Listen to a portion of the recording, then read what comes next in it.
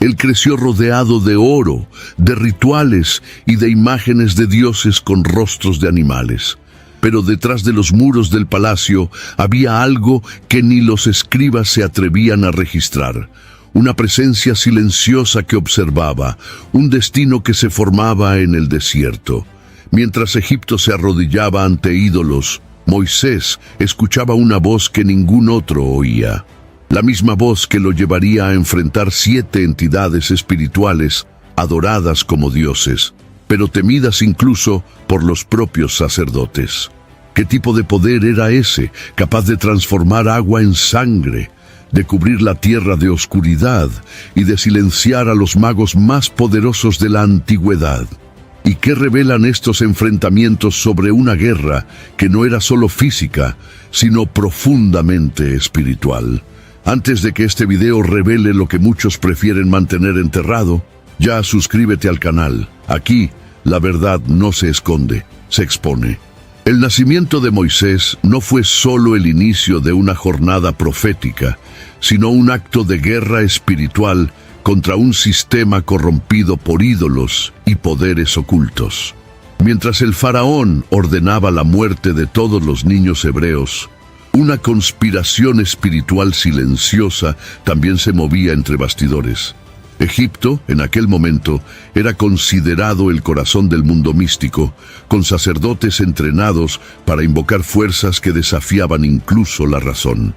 Moisés nació en ese ambiente hostil, en medio de un decreto de muerte, rodeado por un reino que cultó divinidades paganas, que tras sus máscaras ocultaban entidades espirituales perversas.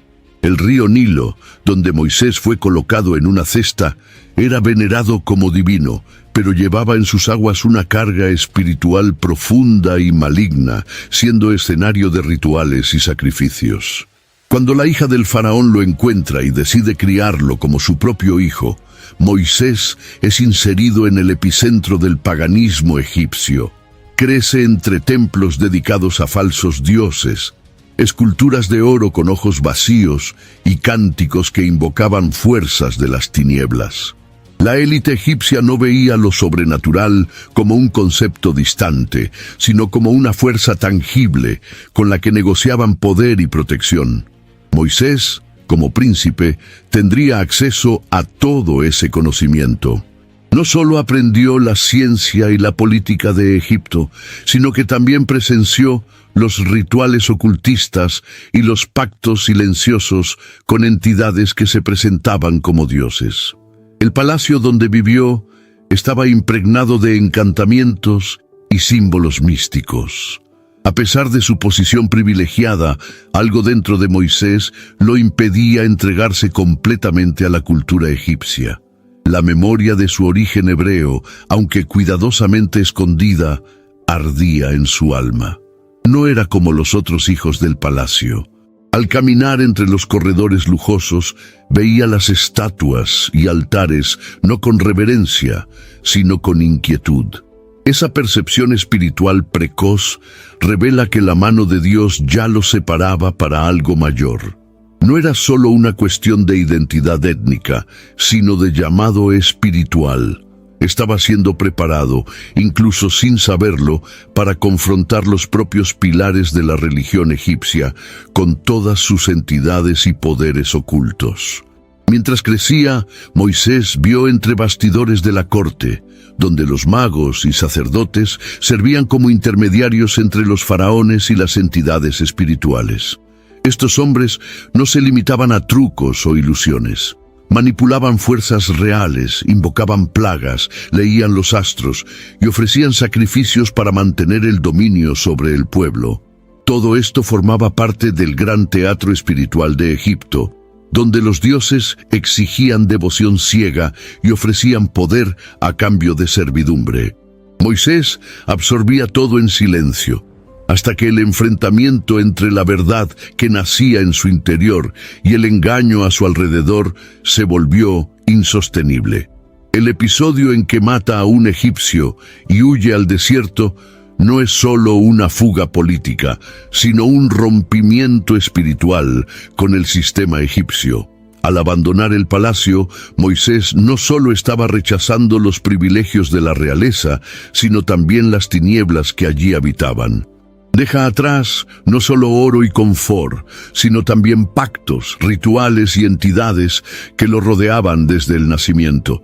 Es en el desierto donde comienza a reencontrarse con el Dios de sus antepasados, iniciando una caminata de revelación que culminaría en un enfrentamiento directo con los 7 demonios que dominaban Egipto.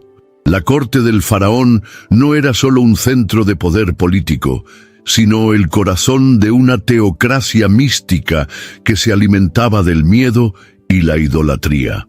Los faraones se consideraban dioses encarnados, un puente vivo entre el mundo espiritual y el físico.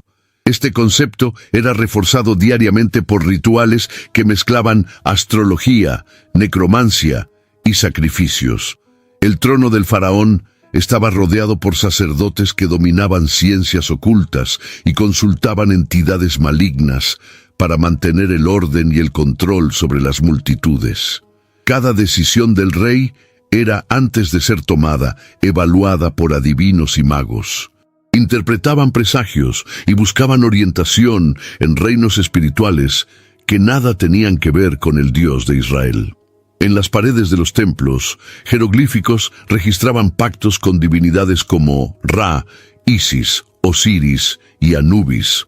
Estas figuras, aunque consideradas dioses, eran manifestaciones de fuerzas espirituales reales, malignas, sedientas de culto y sacrificio. Las ofrendas no eran solo simbólicas. Niños, animales e incluso prisioneros de guerra eran entregados en rituales para apaciguar a estos dioses. Era en este ambiente cargado que Moisés creció. La corte era un lugar donde nadie hacía nada sin antes consultar a los espíritus. La manipulación espiritual era constante y la opresión sentida incluso por quienes estaban en la cima de la pirámide social. Los magos de Egipto como Yanes y Jambres, mencionados en 2 Timoteo capítulo 3, versículo 8, no eran ilusionistas comunes. Tenían acceso a un nivel de conocimiento espiritual distorsionado y corrompido. Lograron replicar los signos de Moisés, transformando varas en serpientes y aguas en sangre. Este enfrentamiento revela la profundidad del poder demoníaco operando en la nación. Lo que estaba en juego no era solo una disputa entre hombres, sino una batalla espiritual entre el Dios verdadero y las potestades que dominaban Egipto. Moisés, ahora portavoz del Altísimo, desafiaba una estructura milenaria que sostenía los pilares del imperio egipcio. Para el pueblo egipcio, los signos y prodigios no eran una novedad. Estaban acostumbrados a manifestaciones sobrenaturales. Lo que hacía que los signos de Moisés fueran diferentes era el origen y el propósito.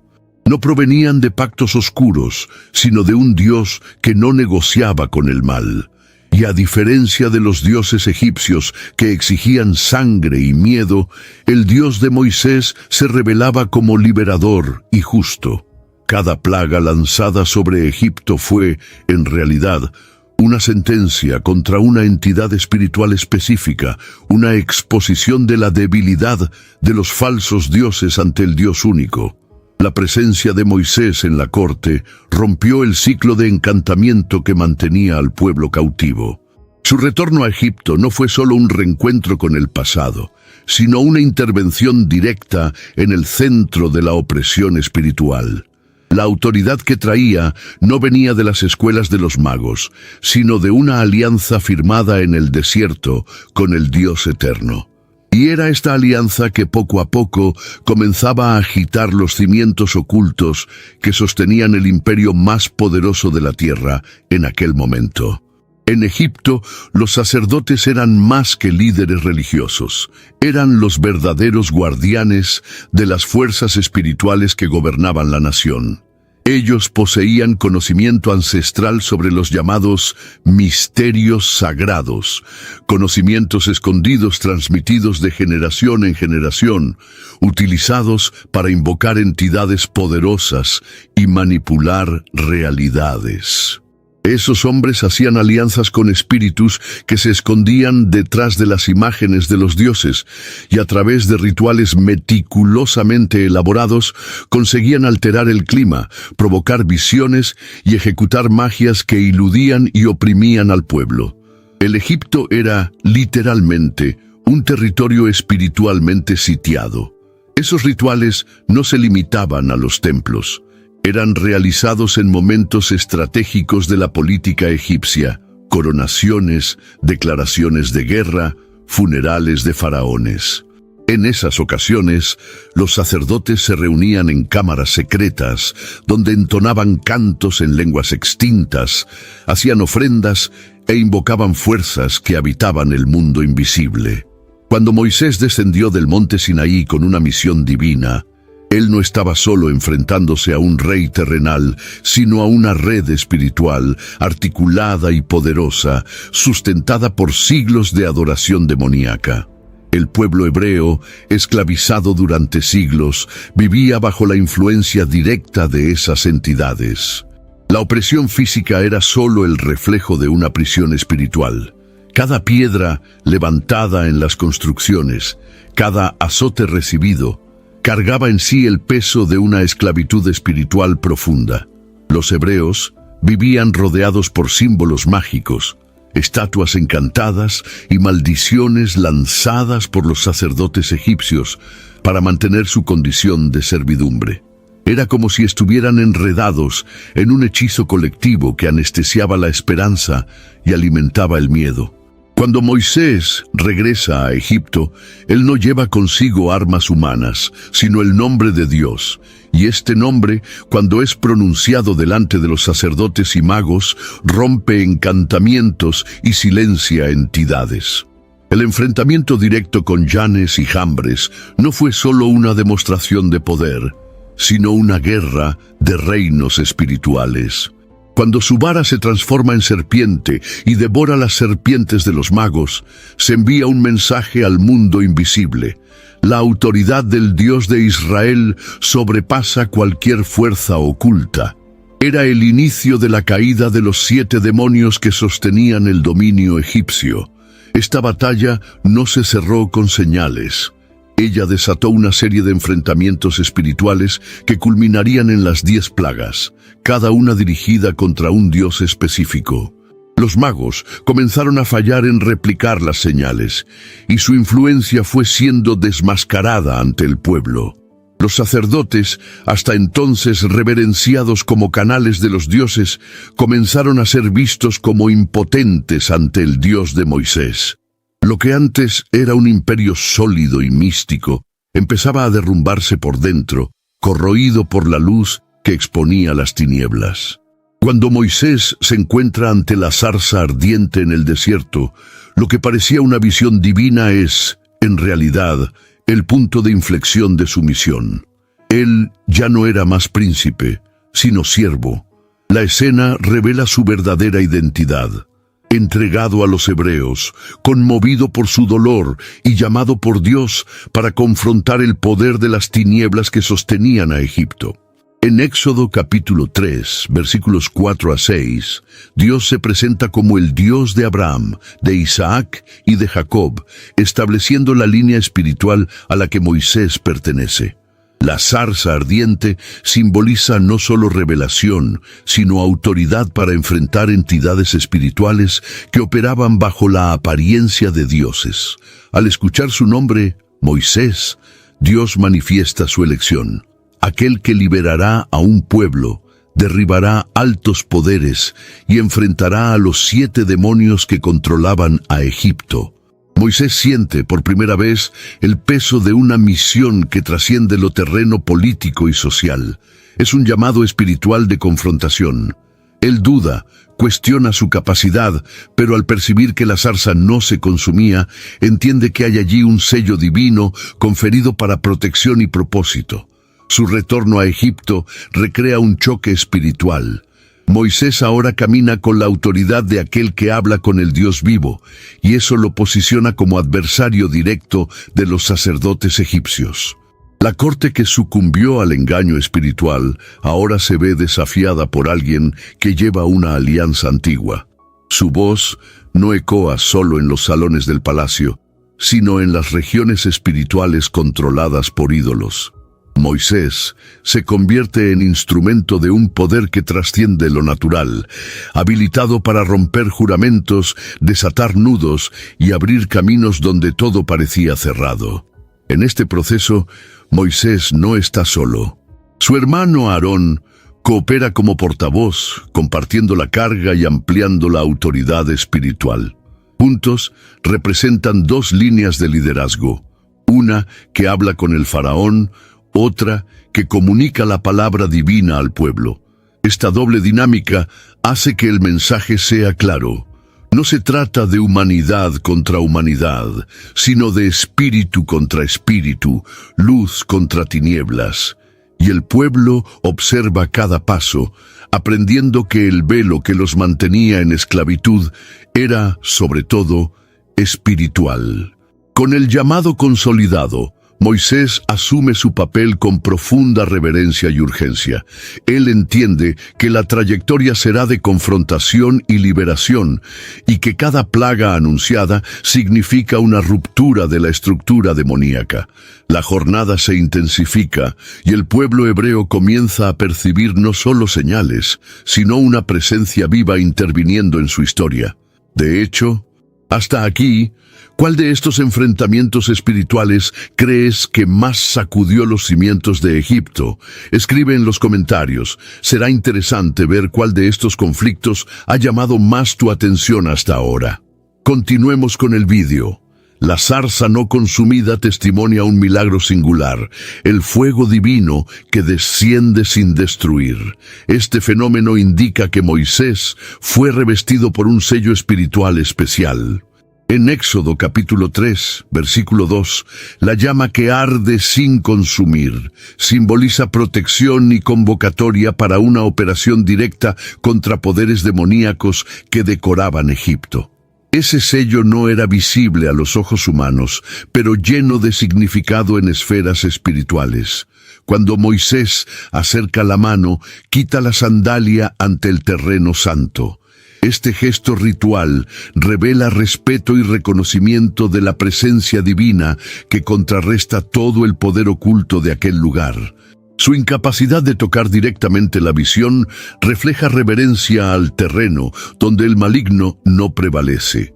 Es ahí donde recibe la misión de congregar al pueblo y conducir el enfrentamiento espiritual que derribaría a los demonios que sostenían cada plaga. Ese sello de autoridad tiene consecuencias reales. No es magia. Moisés no invoca espíritus, sino que representa al Dios de los vivos ante antagonistas sobrenaturales. El fuego de la zarza confiere autoridad moral y espiritual, permitiendo que Moisés provoque plagas que alcanzan dioses específicos: Ra, Isis, Geb, Osiris y otros. Cada plaga era, de hecho, una sentencia contra una de las 7 potestades sombrías que dominaban Egipto. A medida que los signos se suceden, queda evidente que la corte espiritual egipcia está siendo confrontada directamente. El sello también protege al pueblo hebreo. En Éxodo capítulo 12, versículo 13, la sangre del cordero sobre el umbral servía como señal para que el destructor pasara más allá de ellos. Evidencia de que el poder de Moisés no estaba solo en el acto físico, sino también en el sello espiritual y la intercesión divina. La travesía del Mar Rojo reafirma que el sello de autoridad no se rompe, incluso bajo amenaza de exterminio. Las aguas se dividen, el enemigo perece y el pueblo atraviesa en libertad. La zarza ardiente marca el inicio de una trayectoria donde la misión de Moisés es clara: confrontar y vencer en el ámbito espiritual. La autoridad divina que lleva rompe pactos antiguos y sostiene la liberación que vendrá. Sin embargo, la jornada exige coraje, fe y obediencia, pues se enfrentará directamente a las 7 entidades sombrías que sostienen el imperio egipcio. Cada dios del panteón egipcio representa una potestad espiritual que dominaba la nación. Los 7 demonios equivalen a las principales entidades que sostenían la estructura religiosa y política de Egipto. Por ejemplo, el culto a Heket, la diosa rana, representaba plaga y fecundidad. La plaga que trajo ranas sobre Egipto tuvo como objetivo directo a esta entidad. En Éxodo capítulo 8, versículo 2, Dios instruye a Moisés a ordenar que las ranas cubran la tierra, un ataque espiritual directo al poder de Heket. Otro ejemplo es Ra, el dios Sol, símbolo de autoridad e ilusión de poder. La plaga de tinieblas sobre Egipto, narrada en Éxodo capítulo 10, versículos 22 a 23, hirió no solo la visión física, sino también la fe ciega en Ra, exponiendo su impotencia ante el Dios vivo. Osiris, el dios de la muerte y la regeneración, y Anubis, guardián de los muertos, fueron confrontados de modo simbólico y espiritual. La 10ª plaga, que quitó la vida de los primogénitos, no perdonó ni los templos ni al pueblo, revelando el dominio del Dios Altísimo sobre los dominios de los muertos. Éxodo capítulo 12, versículo 29. Cada plaga tuvo un objetivo definido. La peste sobre los animales, el granizo, las moscas, todos atacaron a dioses específicos como Geb, Sekhmet y Hathor. Este método revela un estratega divino que conocía bien al enemigo y sabía cómo desmantelarlo. Moisés, como heraldo, ejecuta esta estrategia con autoridad divina, mostrando que la liberación espiritual del pueblo no era solo física, sino una destrucción planificada de las estructuras demoníacas. Los 7 demonios de Egipto perdían terreno uno a uno. Cada plaga dejaba claro que los ídolos eran frágiles. El pueblo comenzaba a percibir que el verdadero poder no venía del anonimato de los dioses falsos, sino de un Dios relacional, que se preocupaba por el sufrimiento, la justicia y la alianza. Moisés, por lo tanto, pasaba de libertador político a héroe espiritual, exponiendo la opresión oculta que sostenía todo un imperio. En el corazón de la idolatría egipcia, Heket era vista como una divinidad de la fertilidad y del nacimiento, representada por una mujer con cabeza de rana. Las mujeres egipcias la invocaban durante el parto, creyendo que su presencia aceleraba la vida. Sin embargo, detrás de esta figura aparentemente inofensiva se escondía una entidad espiritual que se alimentaba de la distorsión de la creación y de la manipulación de la vida. El enfrentamiento directo entre Moisés y esta potestad ocurre cuando, por orden divina, Egipto es invadido por una plaga de ranas, convirtiendo el símbolo de fertilidad en un instrumento de tormento. La narrativa se encuentra en Éxodo capítulo 8, versículos 1 a 6, donde Dios muestra que puede usar los propios símbolos de los enemigos para derrotarlos. El ataque a la figura de Heket revela un patrón divino: desmantelar la confianza que el pueblo tenía en los falsos dioses, transformando sus propios símbolos en maldición. Las ranas, antes consideradas sagradas, invaden los hogares, los templos, los palacios y hasta los alimentos, provocando repulsión.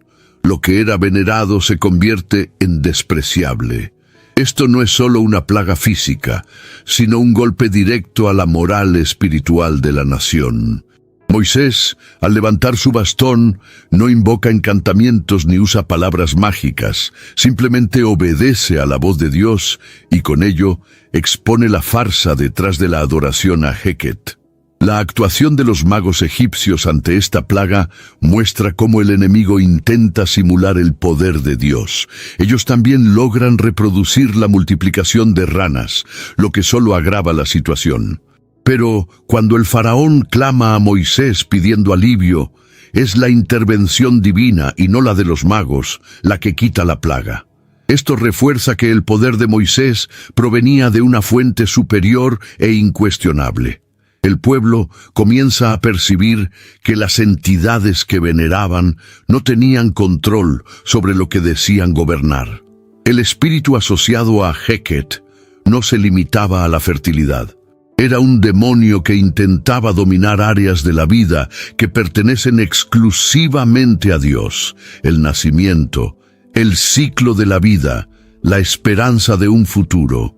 Cuando Dios transforma el símbolo de fertilidad en un instrumento de juicio, Él está mostrando que ningún dominio del enemigo es absoluto. La intervención divina reorganiza el orden espiritual, restableciendo la verdadera señoría sobre la vida.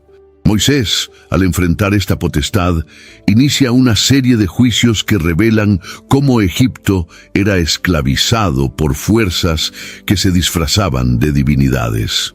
El pueblo hebreo, al observar la caída de Heket, gana discernimiento espiritual para entender que la liberación que se aproximaba era más profunda de lo que imaginaban.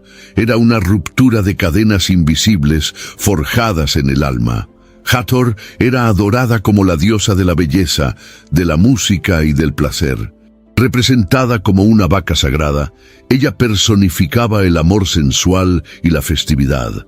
Su culto estaba profundamente enraizado en la vida cotidiana egipcia, involucrando rituales que exaltaban los sentidos, la embriaguez y la libertad sin límites.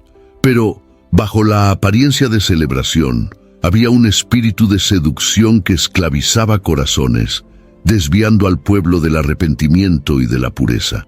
El enfrentamiento con esta entidad aparece en Éxodo capítulo 9, versículos 1 a 6, cuando Dios ordena que una peste mortal ataque el ganado, desmantelando el culto a la vaca sagrada y exponiendo la vulnerabilidad de Hathor. La plaga que destruye los rebaños de Egipto tiene un impacto profundo, tanto económico como espiritual. Los egipcios creían que el ganado era sagrado, y su muerte en masa era vista como una afrenta directa a los dioses. En este golpe, Dios no solo derriba a los animales, sino que hiere la confianza que los egipcios depositaban en Hathor como protectora de la abundancia y del placer.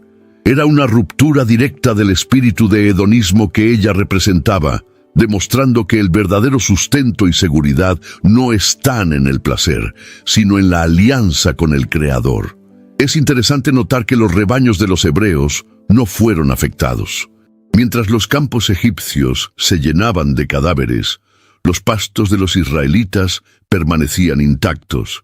Esto revelaba, de manera clara, una separación espiritual entre los que estaban bajo el yugo de las entidades egipcias y los que eran preservados por Dios. El contraste reforzaba el mensaje de que los dioses egipcios no podían proteger ni sus símbolos más sagrados. Hathor también representa el espíritu que desvía la adoración verdadera. Tras la salida de Egipto, cuando el pueblo construye el becerro de oro, en Éxodo capítulo 32, versículo 4, la influencia de Hathor aún estaba viva en los corazones. El pueblo no se había liberado completamente de la seducción de esa entidad. Esto muestra cómo los espíritus de seducción e idolatría no son vencidos solo con distancia física, sino con transformación interior. Moisés necesitó lidiar con este espíritu no solo en Egipto, sino también en el desierto. Este episodio nos enseña que la liberación espiritual exige vigilancia constante. La influencia de Hathor muestra cómo el enemigo trabaja con encantos sutiles, desviando los ojos del pueblo de Dios hacia el placer pasajero. Moisés no solo necesitó destruir la vaca sagrada de Egipto, sino también enseñar al pueblo hebreo a discernir entre el placer legítimo y la seducción espiritual. Una batalla que hasta hoy muchos aún enfrentan. Entre todas las deidades egipcias, Ra era considerado el más poderoso. Dios del sol, señor de los cielos y protector de los faraones, Ra simbolizaba luz, claridad y visión. El pueblo lo veneraba como fuente de orden y estabilidad. Sin embargo, esa luz era una falsa iluminación, una apariencia de sabiduría que escondía un espíritu de engaño y arrogancia.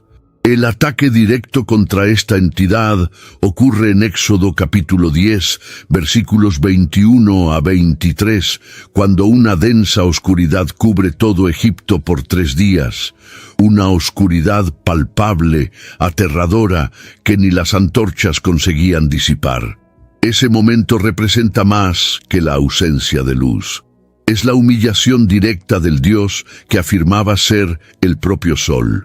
Dios muestra que el control del día y de la noche está en sus manos, y no en los encantamientos de los sacerdotes. La ceguera espiritual que ya dominaba al faraón se manifiesta físicamente. Él, que se decía hijo de Ra, es incapaz de ver, actuar o resistir. La plaga expone la fragilidad de su posición y la impotencia de la entidad que lo sustentaba. El pueblo egipcio, acostumbrado a vivir bajo el esplendor del sol, entra en pánico. Templos son silenciados, rituales interrumpidos y hasta los animales se vuelven inquietos. Esta parálisis revela que el sistema espiritual de Egipto estaba ruina. Mientras tanto, los hebreos en las regiones de Gosén continúan viviendo bajo luz, una distinción milagrosa que evidenciaba la protección divina. Dios, al controlar la luz y las tinieblas, reafirma su soberanía absoluta sobre la creación. El espíritu de Ra es también símbolo de orgullo y autoexaltación. El faraón se niega a obedecer, creyendo ser invencible. Esta arrogancia, fruto de la influencia de Ra, lo torna resistente a la voz de Dios. Moisés, sin embargo, permanece firme. Su llamado no depende de reconocimiento humano, sino de la certeza de que está en misión divina. La oscuridad se convierte entonces no solo en un juicio sobre Egipto, sino en un test de fe para Moisés y el pueblo de Israel. Este enfrentamiento nos muestra que no toda luz es verdadera y no todo brillo indica sabiduría. Egipto, guiado por la falsa luz de Ra, caminaba hacia la destrucción. Moisés, guiado por la verdadera luz, preparaba al pueblo para la libertad. En tiempos de oscuridad espiritual, la única luz que realmente libera es la que viene de lo alto. Entre los ídolos egipcios, Sekhmet era temida como la diosa de la guerra, de la destrucción y de la peste. Representada con cabeza de leona y ojos flameantes, su nombre era asociado al caos y al castigo divino. Los egipcios creían que Sekhmet protegía al faraón en batalla y que su respiración causaba enfermedades cuando enfurecida. Pero la plaga de las úlceras, descrita en Éxodo capítulo 9, versículos 8 al 11, reveló que el verdadero Dios no solo confrontaba a los dioses de Egipto, Él los desmascaraba por completo, exponiendo la impotencia de sus falsas promesas. Dios instruye a Moisés y a Aarón a lanzar cenizas al cielo ante el faraón. Esta acción, aparentemente simple, desata una plaga de tumores y úlceras sobre los egipcios y sus animales. El gesto tiene un simbolismo poderoso. Las cenizas, residuo de algo consumido, se convierten en semilla de dolor. Esto es una afrenta directa a Sekhmet, que supuestamente debería proteger a los egipcios de las pestes. Al contrario de esto, sus devotos se convierten en objetivos del juicio divino, demostrando que ella no tenía ningún dominio verdadero sobre las enfermedades. Los magos que antes se oponían a Moisés con sus encantamientos, ahora no pueden ni siquiera mantenerse de pie ante él, debido a las heridas en sus cuerpos.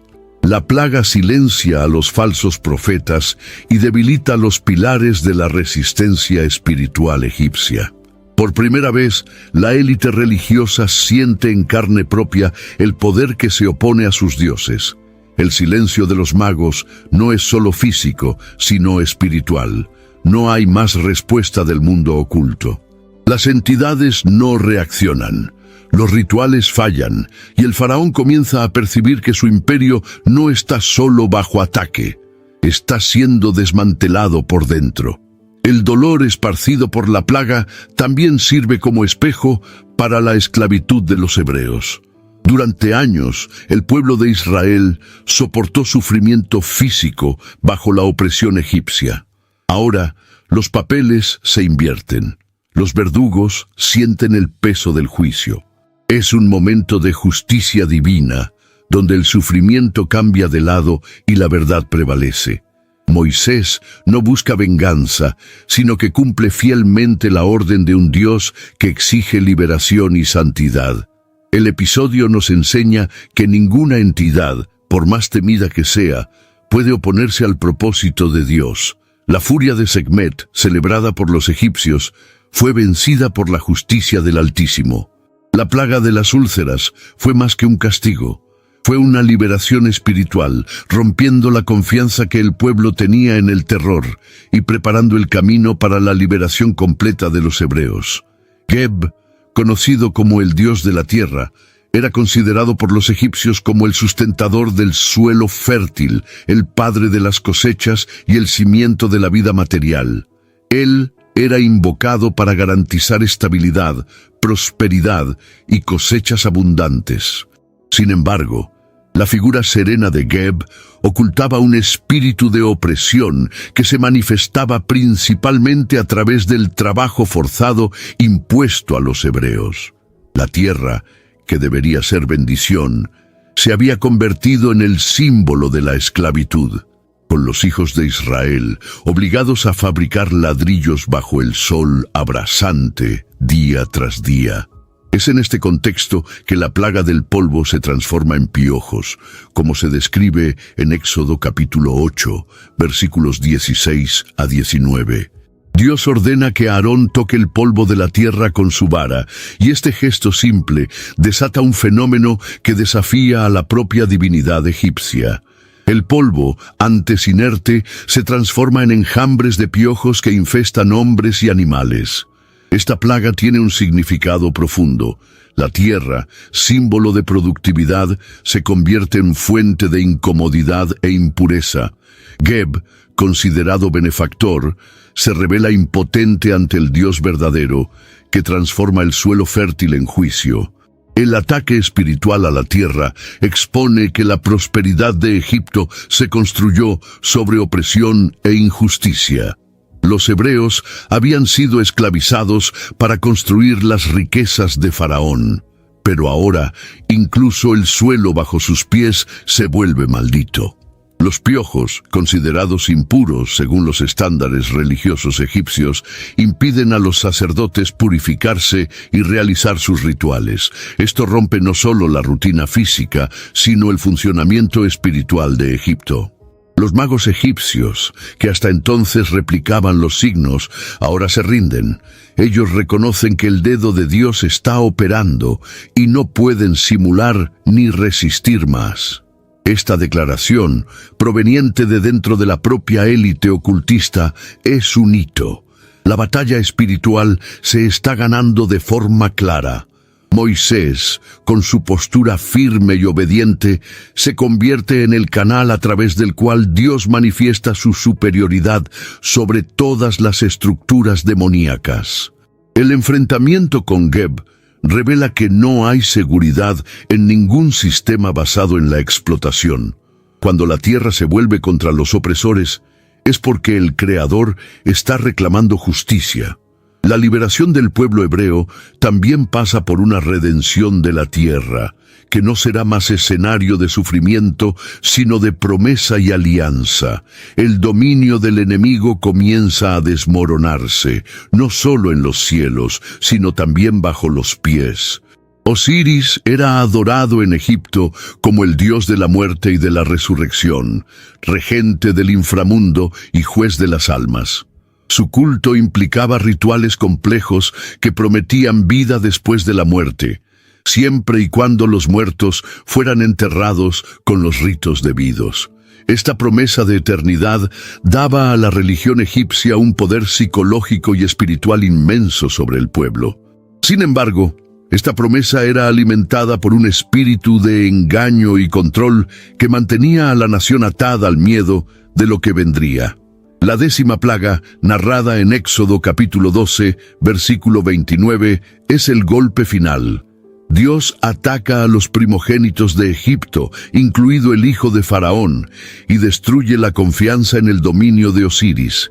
Hasta ese momento, Faraón se había mantenido endurecido, protegido por su creencia en la inmortalidad y en el poder de Osiris sobre la muerte. La idea de que la muerte era solo una transición bajo el control de los dioses lo hacía insensible al clamor del pueblo. Pero cuando la muerte visita su propia casa, sin aviso, sin ritual, sin posibilidad de reversión, Faraón se derrumba. La entidad que prometía guiar las almas hacia la eternidad es humillada ante un Dios que determina la hora y el destino final de cada vida. La noche de la 10ª plaga es también la noche de Pascua, donde Dios instruye a los hebreos a sacrificar un cordero y marcar las puertas con sangre. Esta sangre, conforme se registra en Éxodo capítulo 12, versículo 13, sirve como señal para que el destructor no entre en las casas de los israelitas. Mientras Egipto se sumerge en llanto, el pueblo de Dios es preservado. Este acto establece un pacto de redención, mostrando que el dominio sobre la muerte pertenece exclusivamente al Señor. La caída de Osiris marca el colapso total del sistema espiritual egipcio. El pueblo no solo pierde a sus seres queridos, sino también la creencia en sus dioses. Lo que hay después de la muerte, antes visto como algo manipulable, se convierte en un territorio bajo autoridad divina. Moisés, ahora reconocido como profeta por todos, incluidos los propios egipcios, conduce al pueblo con la marca de la victoria espiritual más contundente de todas: la derrota del miedo a la muerte. La manipulación de lo que hay después de la muerte era uno de los lazos más fuertes que mantenían al pueblo egipcio esclavizado. Pero con la muerte de los primogénitos y la salvación de los que estaban bajo la sangre, Dios muestra que Él no solo interviene en el presente, sino también en el destino eterno. La liberación del pueblo no fue solo física, sino existencial, un corte profundo en las raíces espirituales del imperio. Anubis, con su apariencia de chacal, era reverenciado como el dios de los muertos y el protector de las tumbas. Su imagen era asociada a los rituales funerarios y a la momificación, siendo responsable por conducir las almas hasta el tribunal de Osiris. Detrás de esta figura solemne se escondía un espíritu que controlaba el miedo a la muerte y mantenía al pueblo egipcio aprisionado en prácticas espirituales de sumisión y dependencia.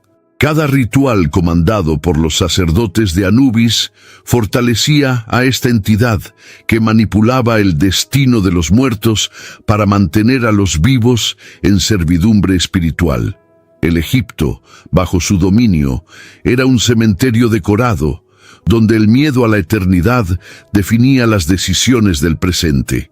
Cuando Dios ordena, en Éxodo capítulo 12, versículo 29, la ejecución de la 10ª plaga, la muerte de los primogénitos, Él no solo sentencia vidas, sino que ataca directamente la confianza en la divinidad que alegaba gobernar la muerte. Anubis, una vez celebrado como guardián y juez, se vuelve impotente ante el juicio divino. Ni siquiera los rituales más sagrados consiguen detener la acción del Dios de Israel. Los templos funerarios son silenciados, los sacerdotes enmudecen y el pueblo experimenta el luto como nunca antes. El poder de Anubis estaba ligado al control psicológico. Quien temía a la muerte era rehén de sus ritos. Pero en la noche de Pascua, Dios introduce un nuevo paradigma: la sangre del cordero como señal de vida. El pueblo hebreo no necesitó de encantamientos, momias o cánticos para liberarse de la muerte. Solo obedeció y confió. Esta obediencia simple rompió siglos de dominio espiritual, demostrando que la verdadera salvación no se conquista por obras religiosas, sino por fe y alianza. La liberación de Egipto no era solo geográfica, sino también un cruce de la muerte a la vida. Cuando el pueblo de Israel parte, carga no solo sus pertenencias, sino una nueva comprensión sobre eternidad. El Dios que venció a Anubis es el mismo que daría leyes, dirección y presencia. La sombra del miedo fue reemplazada por la luz de la promesa.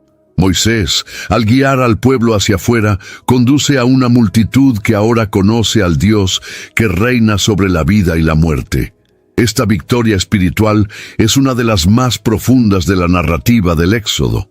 Anubis, con toda su imponencia, fue derrotado no en batalla física, sino por la obediencia de un pueblo y la fidelidad de un Dios que no comparte su gloria con nadie. Cuando Moisés regresa a Egipto, una de las primeras demostraciones de poder ocurre delante de Faraón, cuando lanza su vara al suelo y ésta se transforma en serpiente. Los magos egipcios, que eran profundos conocedores de las ciencias ocultas, replican el hecho. Sus varas también se convierten en serpientes. Sin embargo, lo que sucede a continuación define el tono espiritual de la misión de Moisés. La serpiente enviada por Dios devora a las demás, como se relata en Éxodo capítulo 7, versículo 12. Esto no es un mero espectáculo, sino una batalla simbólica entre la autoridad divina y el poder de los espíritus malignos que operan a través de los magos. Los magos como Janes y Jambres mencionados en 2 Timoteo capítulo 3, versículo 8, no eran simples ilusionistas. Eran hombres entrenados en los misterios egipcios, especialistas en hechicería, invocación de entidades y manipulación del mundo espiritual. Su poder no era ficticio, era real, pero corrompido. Egipto no era gobernado solo por leyes humanas, sino por pactos espirituales sellados entre sacerdotes y demonios que actuaban tras bambalinas en la política y la religión. Cada enfrentamiento entre Moisés y los magos era, en verdad, una colisión entre reinos. Cuando transforman agua en sangre o traen ranas a la tierra, intentan afirmar que poseen el mismo poder. Pero a medida que las plagas se intensifican, su capacidad de réplica falla.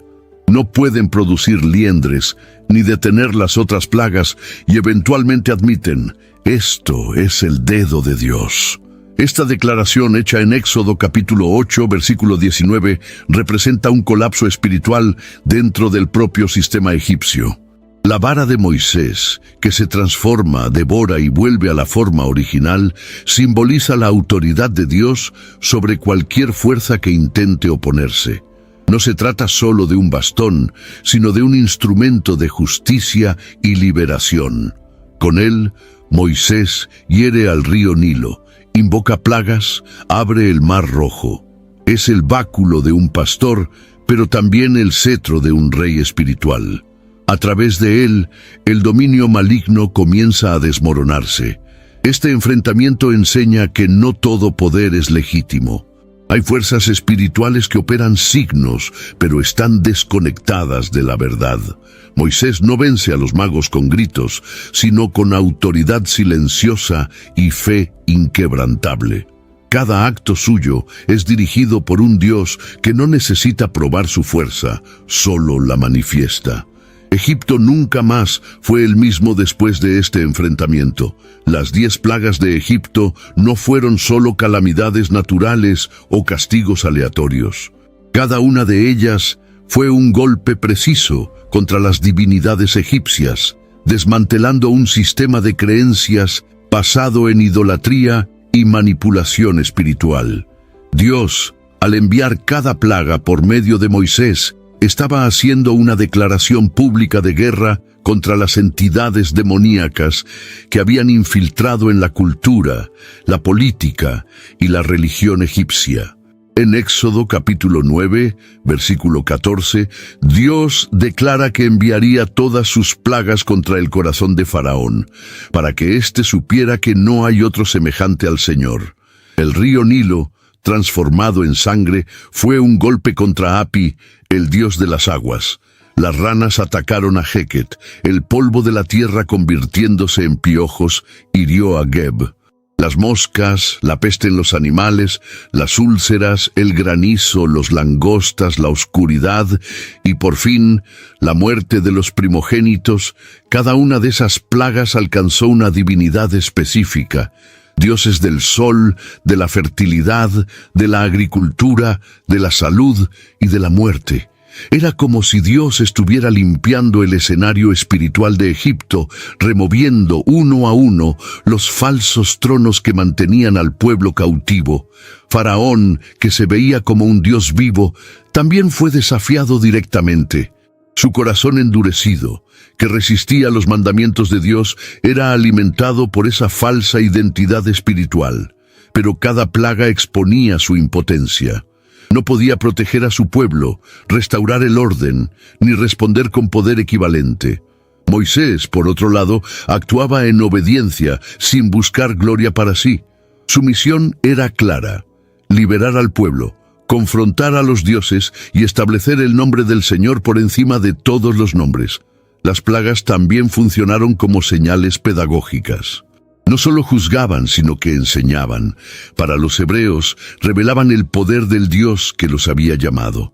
Para los egipcios, desmantelaban creencias antiguas y presentaban un nuevo paradigma espiritual. Para el mundo, sirvieron como un testimonio de la autoridad divina sobre toda la creación: tierra, cielo, agua, vida y muerte. Este ciclo de plagas muestra que Dios es paciente, pero también justo. No actúa impulsivamente, sino con precisión. Cada paso fue calculado, cada golpe tuvo objetivo, cada silencio tuvo propósito. Y cuando la última plaga fue liberada, no quedó duda alguna.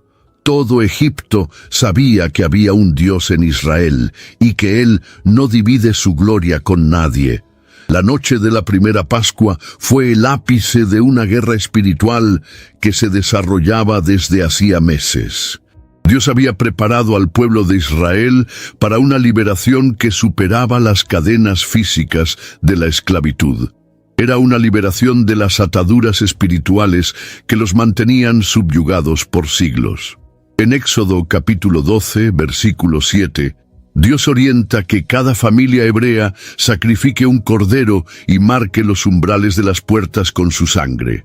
Este acto, simple a los ojos humanos, era un decreto espiritual que separaba a los hijos de la alianza de los objetivos del juicio divino. La sangre del cordero servía como un signo visible de obediencia y fe, pero en el mundo espiritual era un escudo infranqueable. El ángel de la muerte, que pasaba por Egipto, ignoraba las casas marcadas, cumpliendo la orden de Dios sin tocar a aquellos que estaban bajo el signo. Este momento revela una verdad profunda: no hay fuerza espiritual que pueda superar el límite establecido por Dios. Las fortalezas malignas que rodeaban a Egipto estaban desmoronándose una a una, y la sangre era la marca de la victoria de aquellos que se refugiaron bajo la alianza divina.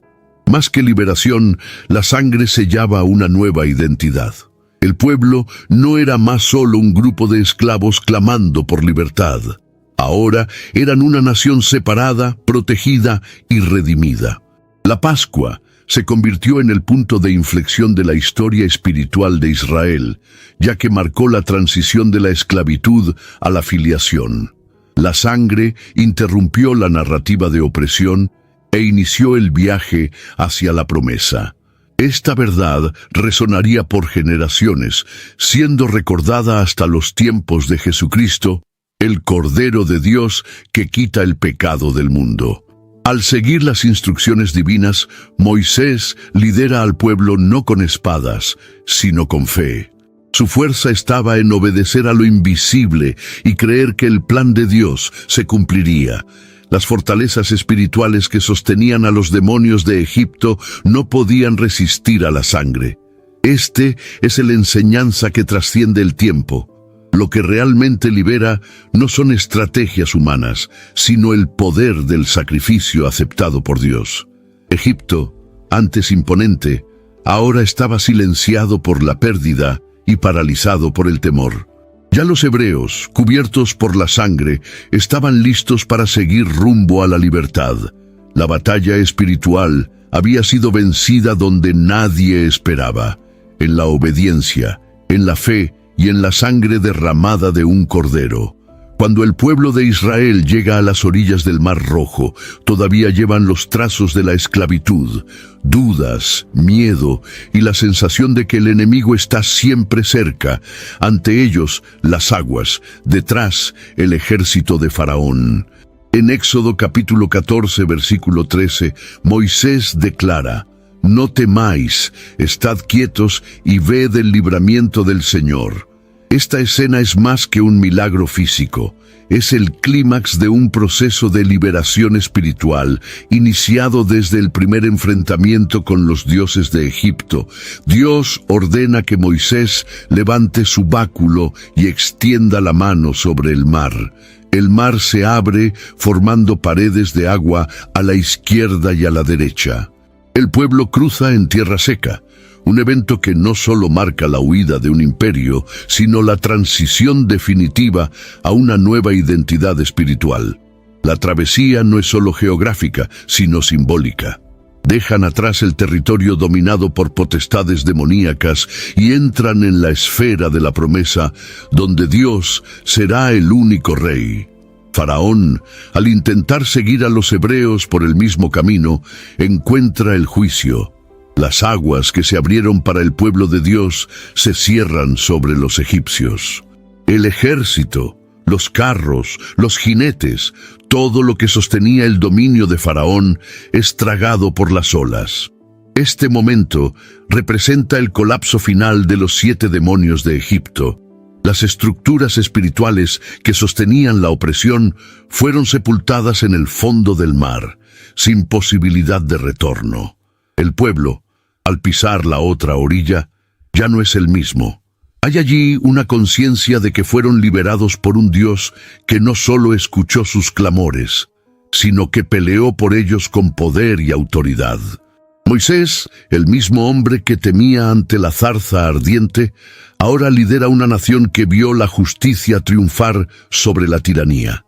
Miriam, su hermana, entona un cántico profético, celebrando al Dios que arrojó en el mar al caballo y al jinete, como se registra en Éxodo capítulo 15, versículo 1. La travesía del Mar Rojo no fue solo una huida milagrosa, fue el bautismo de una nación, el renacimiento de un pueblo que vivió bajo el dominio de espíritus malignos y ahora caminaba bajo la nube de la presencia divina. La esclavitud espiritual terminó allí, ahogada en las aguas del juicio, dando paso al camino de la fe. Moisés, antes un bebé hebreo escondido en el Nilo, se convirtió en el líder que enfrentó al imperio más poderoso de la tierra y ganó.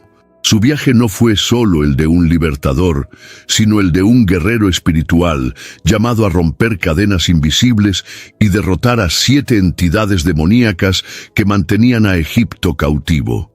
Cada paso dado por Moisés, de la zarza ardiente a las plagas, de la Pascua a la travesía del mar, fue parte de una estrategia divina que desmanteló siglos de dominio espiritual, y al final de este camino, el pueblo no solo salió de Egipto, sino que Egipto salió del pueblo.